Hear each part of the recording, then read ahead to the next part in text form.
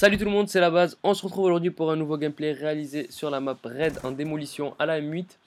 Donc c'est une tentative nucléaire. Donc pour vous présenter vite fait sa classe, il joue à la M8A1, viseur réflexe, cross, poignet ergo. Je suis allé vite là. Vous avez kiffé hein, quand je suis allé vite. Ensuite, microstation, chien, groupe de chasse. Donc en fait je vais parler le gameplay qu'au début parce qu'en fait ça va me servir que de support pour le sujet que je vais traiter aujourd'hui, qui est pourquoi Infinity Ward a abandonné la licence Modern Warfare. Donc je vais essayer de vous détailler le plus simplement possible les raisons qui ont fait que Modern Warfare n'est plus Modern Warfare et maintenant c'est devenu Call of Duty Ghost. Donc en fait, ces nouvelles elles interviennent dû à l'interview qui a été réalisée sur le chef en fait, Mark Rubin, le producteur exécutif d'Infinity Ward. Et je vais essayer de vous introduire ça le plus simplement possible. Donc tout d'abord, on sait que Call of Duty c'est une des plus grosses séries de l'industrie du jeu vidéo, notamment grâce à la série Modern Warfare. Tout le monde s'attendait donc à avoir un Modern Warfare 4. On le sait tous, c'était prévu, on attendait ça comme jamais. Au final, on a un Call of Duty Ghost. Donc en fait, Mark Rubin, il explique dans cette interview qu'en fait la décision, elle n'était pas difficile. Nous on pensait que ils auraient lutté, ils auraient réfléchi, nanani, nanana. Mais non, que dalle. Lui, en fait, c'était évident pour eux. En gros, après la sortie d'MW3, pendant des semaines, il y a eu de longues séances de brainstorming. Brainstorming, ce sont des réunions. Et ils voulaient continuer à faire des Call of Duty, mais ils souhaitaient créer un nouvel univers avec une nouvelle histoire, de nouveaux personnages et une nouvelle expérience. Il explique qu'étant donné qu'il avait bouclé l'histoire de Modern Warfare, certes, ça aurait été plus facile de continuer vers un MW4, mais les changements qu'il voulait faire sur ce nouvel opus imposaient qu'il devait faire quelque chose qui n'était pas du MW3.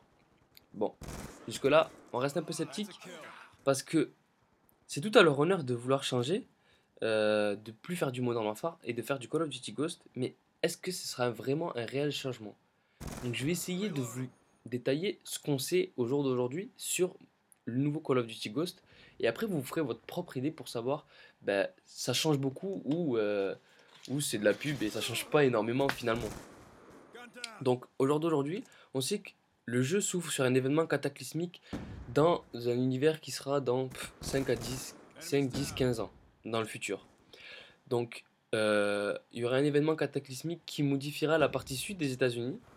Le concept de Ghost Squad, en fait, le joueur qu'on utilisera dans le mode solo, qu'on maniera, il héritera de son père, tout simplement. Et à la base, les Ghost Squad, c'est un mythe urbain, mais au fur et à mesure du jeu, on va se rendre compte que c'est une unité redoutée par l'ennemi, ce n'est pas que un mythe en fait finalement. Donc pour le comparer à la série des Modern Warfare, on remarque qu'avant, le ou les héros, c'était le Capitaine Price ou Frank Woods. Mais là, le héros, il n'y a pas un seul héros, mais c'est toute l'unité, toute la team en fait des Ghost Squad seront des héros, seront les héros. Et chaque protagoniste sera différent et aura ses propres capacités. De plus, il y aura un chien. Donc les chiens, bon, on sait, on a déjà vu des chiens sur Call of Duty. Mais des chiens sur Call of Duty qui servent à quelque chose, à part faire des kills, on n'en a pas vu. Là, apparemment, ce serait un chien qui serait présent dans la campagne solo, le mode multi, et qui apporterait du dynamisme à l'action. Donc on en saura plus apparemment plus tard, selon c'est toujours dans l'interview de Mark Rubin, on en saura plus sur l'apport de ce chien. Ensuite, ce qu'on sait sur ce nouvel opus de Call of Duty, c'est que la carte, il y aura des cartes dynamiques, un peu dans le même style que Battlefield. Donc en fait, en gros, j'essaie pas de vous faire une grosse démonstration, enfin réexplication de tout ce qu'on a vu sur YouTube, parce qu'on sait en gros tout ce qu'il va y avoir sur le nouvel opus de Call of Duty Ghost. Moi-même, j'ai regardé la conférence en direct en anglais, mais je voulais pas faire une vidéo parce que je savais que tout le monde allait faire une vidéo direct juste après. Et je préférais avoir l'analyse de plusieurs personnes, regarder sur plusieurs sites internet pour que ce soit beaucoup plus complet que vous sortir en gros en français ce que eux ont dit en anglais, la présentation que eux ont fourni en anglais.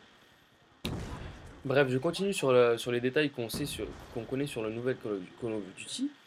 Donc on sait aussi qu'il y aura un système de dommages mentaux. On n'en sait pas plus, mais en gros, ça promet, enfin, cette approche cette approche. C'est dommage, Manto nous promet une approche plus tactique du jeu. Ce sera moins pur et dur. Genre foncer dans le tas, tuer des gens, ce sera moins dans ce style-là. Donc j'attends de voir. Ça a l'air de promettre des trucs super cool, mais bon, on n'est pas faut quand même en savoir plus pour pouvoir donner son avis. Ensuite, on sait qu'il y aura des glissades et des enjambements. Donc ça, ce sera plus dans la partie gameplay, ça c'est cool, nanani, nanana. On sait que glissade, enjambement, on va envoyer du steak, du skill, ça race. Et voilà, quoi, on va s'enjailler. Ensuite, on sait qu'il y aura des véhicules. Ça, franchement, personnellement, je sais qu'il y en a plein qui sont en train de kiffer parce qu'il y a des véhicules. Mais moi, personnellement, les véhicules, je vois pas trop l'intérêt sur du Call of Duty. On en a sur du Battlefield, mais Battlefield, les maps, elles sont deux, voire trois, voire quatre fois plus grandes que celles de Call of Duty. Donc on peut avoir des véhicules, on peut avoir des hélicos, des voitures. Mais bon, après, certainement, ils devront changer le type de map aussi. Parce que vous imaginez, vous sur Red, avoir une voiture qui vient et défonce tout le monde. Perso, moi, franchement, ça me ferait chier. La carte, elle est trop petite. Et personnellement, moi, ce qui fait que je suis sur Call of Duty et pas sur Battlefield, c'est aussi le fait que voilà, c'est plus arcade, c'est plus des petites maps où ça va être des escouades, où on va défoncer les mecs en face. Ça va être moins stratégique. Donc l'histoire des véhicules, moi, ça me parle pas trop au début. Mais on verra plus tard. Donc ça, ce sont en gros les nouveautés qu'on connaît sur le nouveau Call of Duty Ghost. Donc, à part les quatre derniers points qui sont la carte dynamique, le système de dommages mentaux, les glissades et les véhicules, moi personnellement, je vois pas en quoi c'est pas du Modern Warfare. À part l'histoire, hein. Mais en gros, on nous dit qu'on est dans le futur, qu'on aura des armes du futur, qu'on sera en équipe, qu'il y aura un cataclysme. Ok, je vois pas trop où est la différence, mais bon, peut-être que c'est moi qui suis un fou, nous aussi, hein, mais je sais pas, voilà. Bref, pour la fin de ce gameplay, je vais vous raconter pourquoi MW3 n'a pas répondu aux attentes qu'on avait suite à Modern Warfare 2. Vous savez très bien que pour MW3, ce n'était pas que Infinity Ward, il y avait aussi les studios Sledgehammer. Et je vais essayer de vous expliquer en fait qu'est-ce qui a fait que Infinity Ward, ils ont foiré un peu leur coup face à Battlefield. On s'attendait pas à ça. Et bon, vous me direz, oui, mais Modern Warfare 3, c'est pas. Tu nous racontes ça maintenant, ça sert à rien, nanani, nanana. Mais vu que c'est eux qui vont fournir le prochain Call of Duty et que encore, ce sera pas que du Infinity Ward, il y aura encore Sledgehammer dans le coin. Donc les soucis qu'il y a eu en fait avec Infinity Ward et Activision, ce sont que c'est que les deux cofondateurs d'Infinity Ward, ils ont fait un procès à Activision dû au fait qu'ils n'avaient pas touché leurs primes et leurs royalties euh, suite à Modern Warfare 2, et qu'en plus, Activision leur a demandé de travailler direct après MW2 pour faire MW3, mais sans qu'ils aient été payés pour leurs primes. Donc eux, ils ont un peu pété un câble, ils ont dit mais vous êtes sérieux, mais qu'est-ce que tu me racontes, moi déjà tu veux que je prenne pas de vacances, et en plus tu veux que je suis pas payé pour les primes que t'as fait sur l'oseille sur mon dos. Et ils ont pété un câble en gros. Je vous l'explique comme ça, mais je vous jure c'est vrai, ça s'est vraiment passé comme ça. Donc à la suite de ça, il y a eu un départ massif de 30 personnes vers de nouveaux studios. Et les deux cofondateurs d'Infinity Ward, ils ont créé leur propre studio qui s'appelle Respawn Entertainment. Et ce nouveau studio, ils bossent avec qui? Avec Electronic Arts. Et ouais, ils sont venus ils ont bossé sur Battlefield en gros. Donc ce changement, c'est Infinity Ward pour expliquer le fait qu'ils aient voulu tourner la page avec les Modern Warfare et passer à du Call of Duty Ghost. Donc là, je fais une grosse dédication à mon studio qui m'a encore foiré la game. Donc il termine sur un 63-1 avec la nucléaire en poche, propre, 63 de ratio.